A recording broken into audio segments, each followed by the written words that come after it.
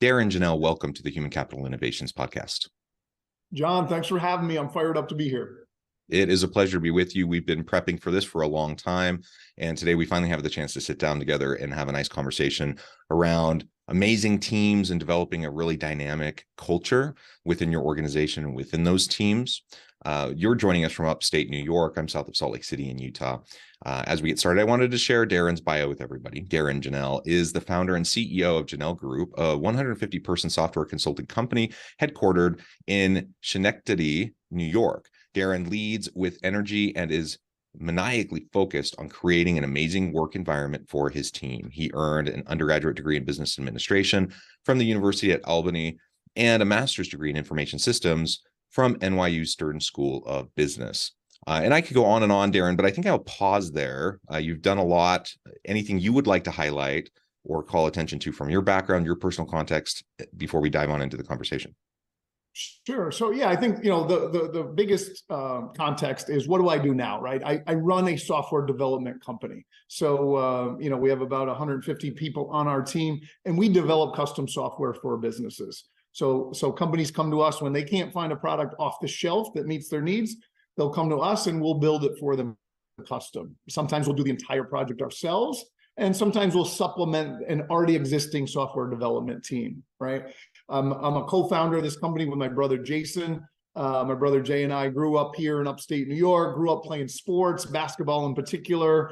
And that really shaped a lot of, our beliefs in the type of company we wanted to build, right? We wanted to build that special team atmosphere, and we're serial entrepreneurs. We got some really bad failures under our belt, but we're doing something really cool right now. And I'm just excited to be here and share any stories that, in order to add value to your audience. Yeah, well, that's fantastic.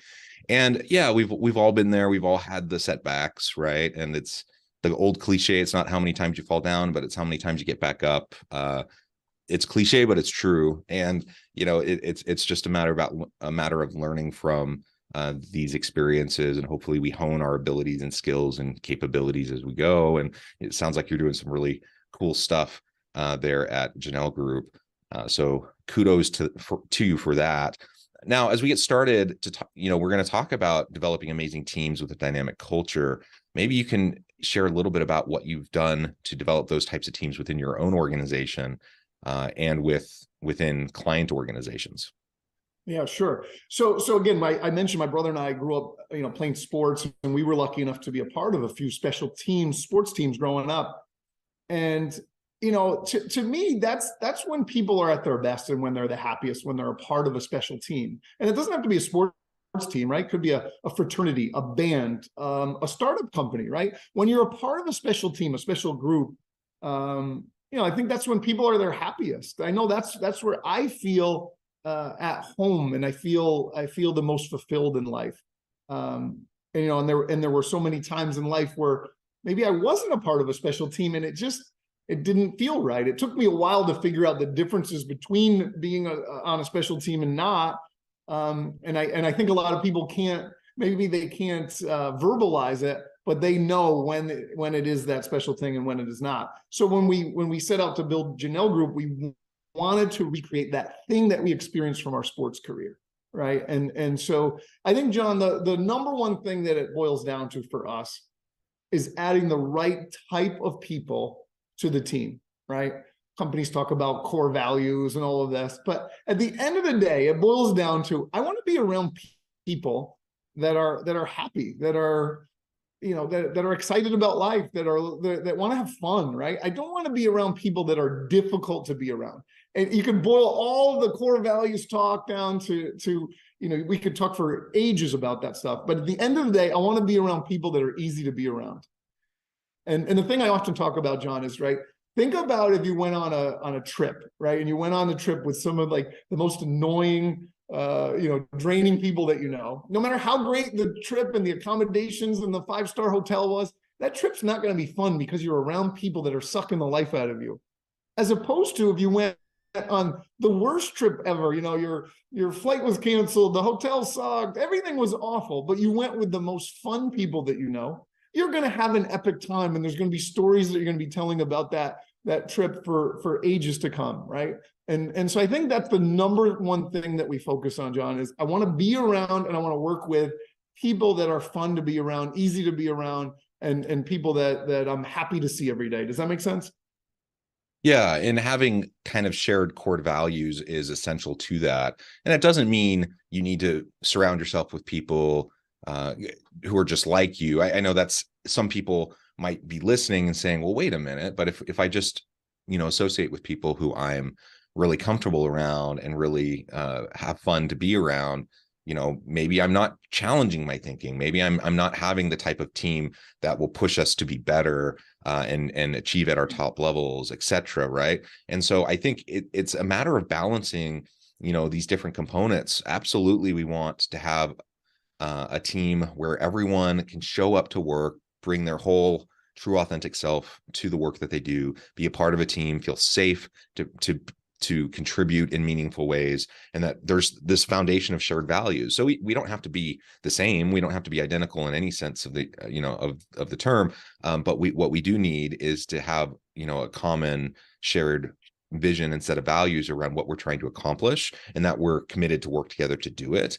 And recognizing that, sometimes we're going to disagree. Sometimes we're going to really push back on each other hard. Those types of things actually can often push us to do the most creative and innovative things within a team dynamic. And I can't help but relate it to a show I just started watching with my wife. There's this new Amazon Prime show called Daisy Jones and the Six. I don't know if you've seen it or seen previews for it. It's this fictional mockumentary series about this rock band, loosely based, I think, on Stevie Nicks and Fleetwood Mac and such. Anyways, it's that kind of a dynamic though. And you have these two lead singers who just like push each other's buttons constantly, and they kind of hate each other, but they also kind of love each other, and they just push each other, and they just create amazing music.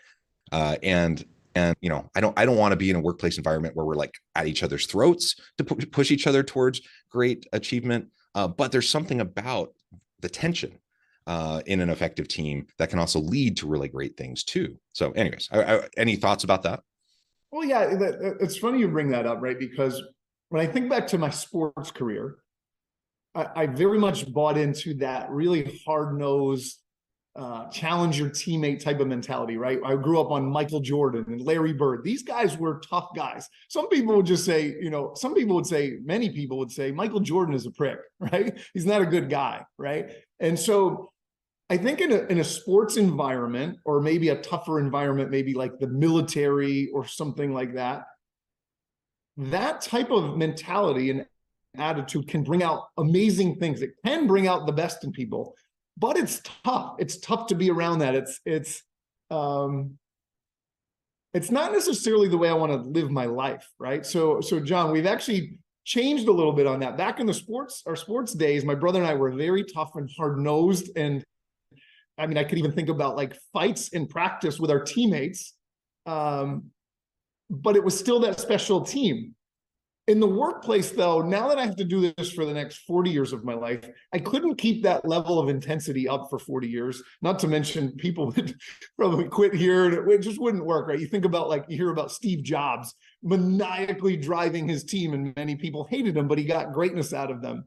I think so. That's like one school of thought and one way of doing it. And I think that makes sense when you're trying to change the world the way Apple did, when you're trying to win a championship, when you're trying to train Navy SEALs, right? But when you're trying to run a company like us, and we're trying to create an environment where people can create an amazing life for the long run, we got to really be careful about how tough we go, right? And we've kind of changed our thinking on that. Does that resonate with you? Yeah, I think it's a balance. And I think as long as we don't, I was talking with an executive not too long ago, a couple of years ago, maybe. And he was sharing with me his philosophy on hiring and how he knows when he's made the right decision. And his kind of bottom line foundational, litmus test was, who would I love to go camping with for the weekend? And he said, if I could see myself going camping with them for the weekend, then I know they'd be a good person to work with and a good fit for the team. Now, I get where he's coming from as he was saying that, but also red flags start going off in my head. I'm from a diversity, equity, and inclusion standpoint. I'm like, oh, that is trouble, because if that's your litmus test, then all you're doing is surrounding yourself with people who are like you, who act like you, talk like you, look like you, have the same similar personalities to you, and that isn't a good thing. That is going to drive down the effectiveness of any team, whether it's a high stakes kind of team like you were just describing, or kind of a more just run of the mill everyday work team. And so there has to be a balance. There has to be some sensitivity to making sure that we are not just replicating ourselves in our team, so that we have diversity, cognitive diversity. We have other types of forms of inclusion that can then lead to good outcomes. But I agree, you don't always have to have this like hard charging kind of team atmosphere. Some people function really well in that atmosphere. Some people do not function well in that atmosphere. I'm one that would actually not function very well in that kind of an atmosphere. I'd much rather work with a team of people who I know I care about them, they care about me. They don't need to be like me, I don't need to be like them. There's no like thought policing. We're not like having all these different litmus tests around ideologies and that kind of stuff, but we're there, committed to do the work. We know we're trying to help each other be the best we can to achieve good, cool things. That's the kind of team I want to work on and be a part of. And I guess it's not a mutually exclusive thing, is it? Like, it can be somewhere it's on the spectrum of how the dynamics might play out. Sure. Let me try to tweak that camping analogy a little bit, right? If you say that my litmus test is, would I enjoy going camping with them? To me, that lends a little bit more to, getting people that are all the same, right? We want to hang out by the fire. We want to drink beers and tell stories and whatever, right? I'm going to get people that are very similar to me. If I tweak that a little bit, that silly show, The Amazing Race? I don't know if you know that television show. How would I feel if this person was assigned to me as my teammate in The Amazing Race? Now we're talking about something different, right? Because this isn't going camping and sitting around and talking. I want to talk sports and basketball. I want to find other basketball players, and those are the type of people I want to camp with, right? That's not leading to diversity. But on The Amazing Race, I'm going to appreciate somebody who's from a different country, somebody who's maybe nerdier than I am, somebody who's got different skills, right? And we're going to enjoy each other's company, and we're going to get along. We're not going to kill each other. We might argue, and we might, it's a very intense thing. I never even really watched the show, The Amazing Race, but I was trying to think of like a way to illustrate, well, no, I'm happy that this person is on my team because I think we're going to get along. I think we're going to work well together, and I think they're going to add value. That might be a better lens than looking through, hey, who do I want to go to the bar and drink beers with, right? Those are two different things. I don't know. What do you think? No, absolutely. And the reality is, like, there's a whole industry around executive retreats and team building and those sorts of things. And a lot of times there are components of, being out in nature or ropes courses or, those sorts of things. Like there's nothing wrong with the outdoors component of what that executive was talking to me about. It was just like what you were just describing. That was a little bit, potentially problematic. But yeah, absolutely. I like the Amazing Race kind of analogy because sometimes you got to get people out of their comfort zone a little bit, put them in close proximity to people that are maybe different than them and push them to shift their thinking a little bit. That's really healthy. But it can be done in a way that's empowering and inviting and positive, right? It doesn't need to be a negative thing, which I think is what I hear you saying as well. And that's great. I think that's fantastic. I've been a part of those retreats as a participant. I've been a part of those retreats as the person putting them on, and they can be really, really powerful opportunities for people. Oftentimes, the whole point is to help people from very diverse backgrounds see, hey, we can actually, even though we don't seem to see eye to eye on many things, we can actually get to the root of what we do agree on and come together and actually do some really cool stuff together. And that's really awesome when you see that within teams that come in kind of dysfunctional, and then over time, over a week, an intensive weekend of these interactions or whatever the format, you see them bonding and getting to know each other and learning to appreciate each other, even though they may have vastly different, political, social, economic, religious, whatever kind of beliefs or way of viewing the world that has maybe caused some friction in the past. Yeah, that's great. I agree. And we go out of our way to try to create these types of situations where somebody's true colors will start to shine through, right? And that's when you're, maybe you're out of the office, maybe you're at a restaurant. How do they treat a waitress? How do they do, we just got done with we have this big week-long celebration of our culture. We just got done with it last week. And, how does somebody do when they don't have a lot of sleep, right? How about if they have a couple drinks in them? How about if they're under pressure, right? And you're starting to see people in different situations. And I think that's where their true colors really shine through. And you start to say, wow, I'm really connected to this person because we've been in all of these different situations. And no matter what, we always find a way to figure it out, to work well together. And I really enjoy, being around them. Doesn't mean we're not going to argue, maybe. We might go at it. We might be competing. We might be disagreeing. But at the end of that, there's no bad blood. There's, we realize that we're working together for the same common goal. And I think when you put people in those situations, that's when you can really figure out.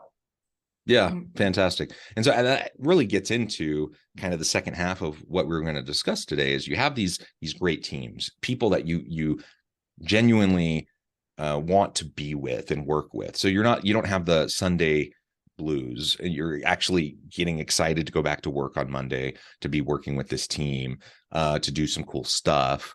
That's fantastic. If you've been lucky enough to be a part of a team like that, you know what we're talking about. Like it's really great. Unfortunately, many of us, probably most of us, have also been a part of teams that weren't like that. They were the exact opposite. It was like soul sucking and draining and just so hard. And even if you love your work, even if you love the organization overall, your immediate team creates so much of the dynamic around which you experience the workplace.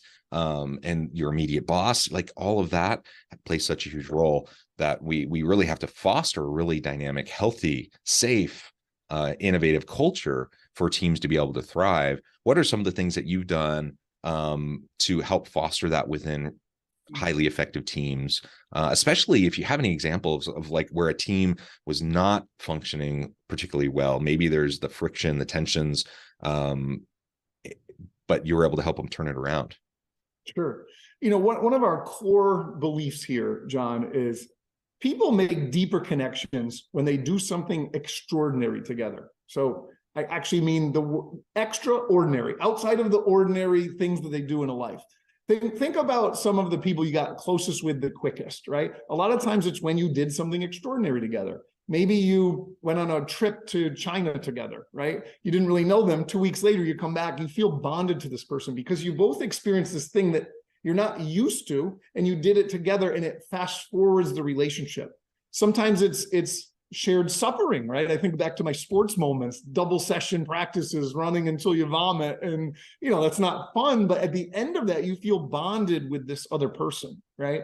So we're going out of our way, John, to create these type of situations, and we're being intentional about trying to create the environment where these types of extraordinary experiences can happen.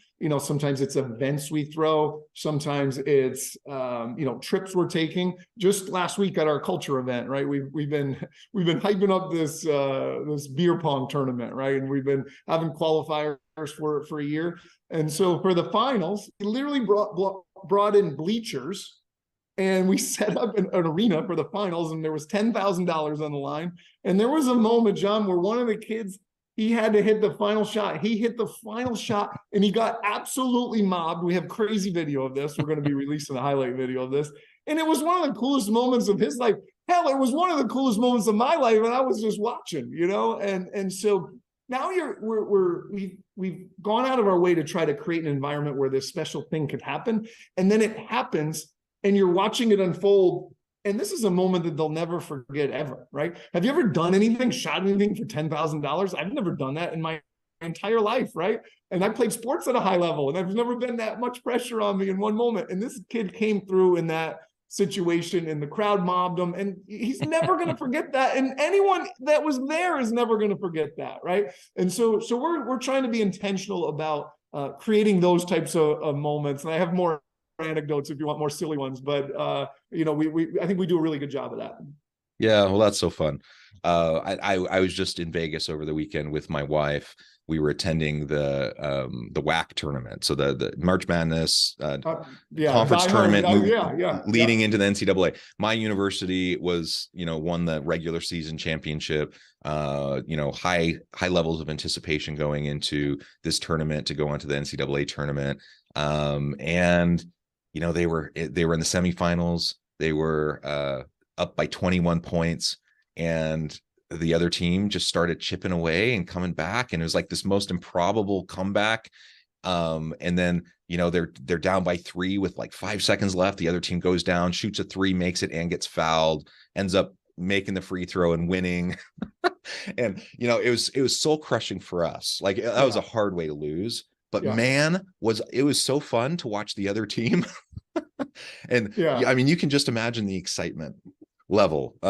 It was hard for us, but it was wonderful for them. And it was just, I couldn't help but just like feel a lot of pride for them, even though it wasn't my team, because of what they'd accomplished. And that's kind of what you're describing. And we can create small wins like that for our teams. It doesn't have to be a big, huge, grand winning the tournament thing. It can be all sorts of things where we just can highlight each other and what we're doing and accomplishing, and cheer each other on. I think that's fantastic. Yeah. That's a brutal moment for you. Or did you go to Sam Houston? Is that where you went, or where? Utah Valley is where I'm a professor. Utah Valley. Okay. Yeah. All right. Yep. Oh, that's brutal when you lose a game like that, But it was fun. It was fun. Well, Darrin, this has been a pleasure. I know at the time I need to let you go here in just a minute, but before we wrap things up for today, I just wanted to give you a chance to share with the audience how they can connect with you, find out more about your work, your team, and then give us a final word on the topic for today. Yeah, sure. So, if you want to connect with me, I have a personal website, darrinjahnel.com, DARRINJAHNEL.com. And then also our company website is jahnelgroup.com, JAHNEL group.com. If you need custom software, or you just want to connect with me, talk about culture, anything that, I can do to help, we're just trying to serve every day. My final word on the topic, John, would be, if you're looking to build a special team, it all starts with the right people. So don't be one of those people who just sits back and says, I can't hire good people. It's so hard. Nobody wants to work, and just whine about it. It is up to you to find the best people. Speak to more people, connect with more folks, interview more people. It is a numbers game. If you speak to 200 people, I guarantee you will find a star. So don't compromise when it comes time to build your team. Speak to more folks. It's all about your recruiting funnel, and you will build something special. Yeah. And people want to work for great teams. That's the bottom line. So it is possible. Thank you, Darrin. It's been a pleasure. I encourage the audience to reach out, get connected, find out more about what Darrin can do for you. And as always, I hope everyone can stay healthy and safe, that you can find meaning and purpose at work each and every day. And I hope